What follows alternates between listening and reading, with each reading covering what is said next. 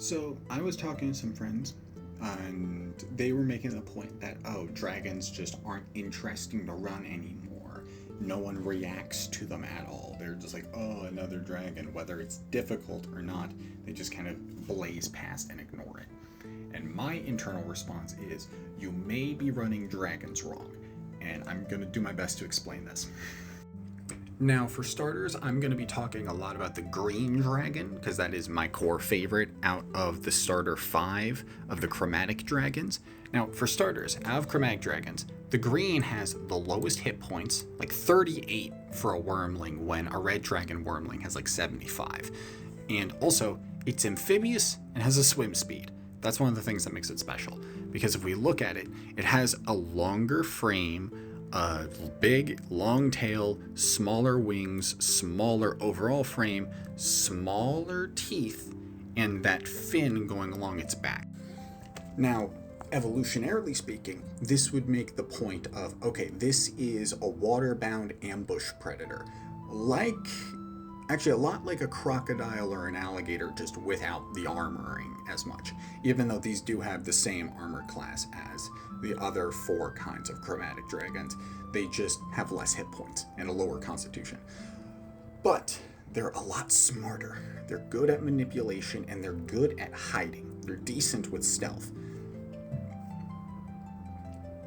Like, another point I make is a green dragon particularly prefers to hoard baubles that embody their webs of manipulation and serve as tools of extortion, such as compromising documents, family heirlooms, and sentimental treasure. Red dragons love hoarding treasure in general because it feeds their egos. Red dragons have enough power that they don't need to go in all this manipulation. Green dragons don't have that type of destructive force, so they kind of expect to need lackeys.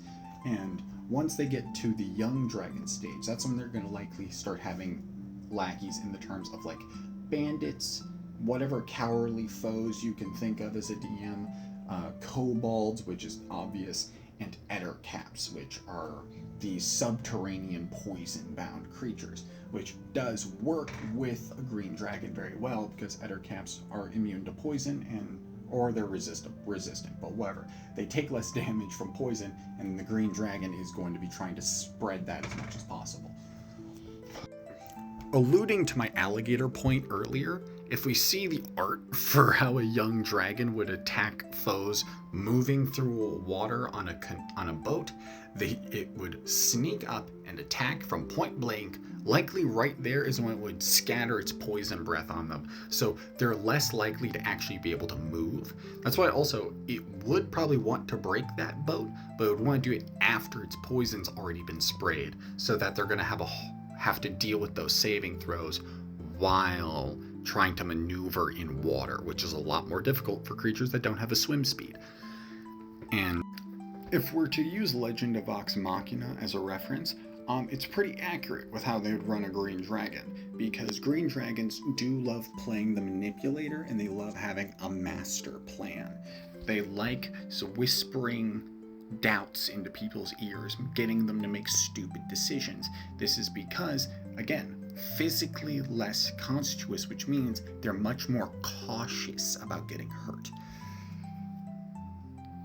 This shows even more in their adult stat block by what types of magic they have. Geass, and yes, I pronounce that as Geass because I watched Code Geass as a kid, and then Mind Spike, because, yeah, they like fucking with people's heads, and they can cast it whenever the fuck they want, literally just a part of their multi-attack, and even as a legendary action. They want to fuck with your head and make it harder to conflict. And as they get physically bigger, that poison that they can spray through their mouths and release in their claws will now just kind of leak away. Like imagine a dragon just crawling through a space and it just has this rolling mist of green noxious gas coming from its face. It brings a lot more terrifying of a concept when imagining how a creature would utilize these specific differences. Well, a red dragon, you expect the chomp down and crushes your bones, but a green dragon would slither in, bite, and then pull with its elongated neck and shred the flesh as it rips away. And yes, I know I'm very viscerally minded and it may creep some people out at my table.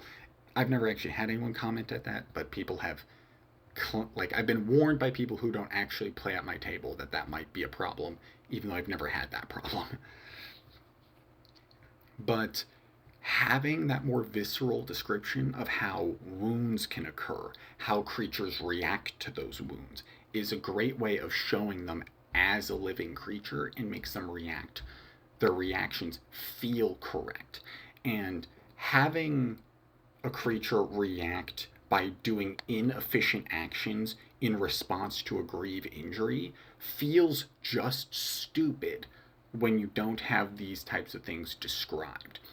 Like, if you were to shoot down a dragon and let's say you roll a nat 20, you do a bunch of damage, and your DM describes you blast a hole through its wing and it's not going to be able to fly anymore, is it going to waste an action the next turn attempting to take back off into the air?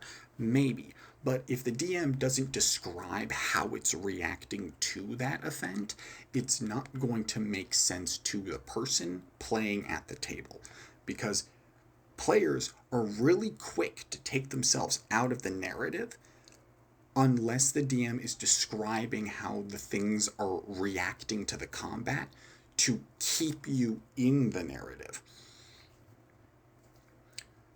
And that's most of what I have to say on this specific dragon today. I want to talk about the other ones, but I'm just not doing it today. And hey, if you have found any interest in how I describe stuff and might want to try playing at my table, you can. If you're interested in playing at my table, here's my schedule on Start Playing for this week and next week. I am going to schedule a game next Thursday as well. It's just dependent on if any of these games have like something going on. I might have to reschedule them later.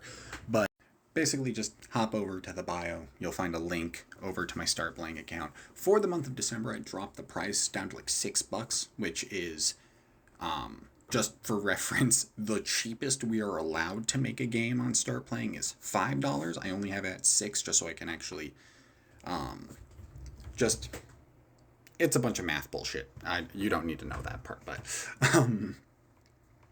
basically, come check it out if you're interested. If not, hit the stupid buttons and come back tomorrow. I'm probably going to talk about the Black Dragon.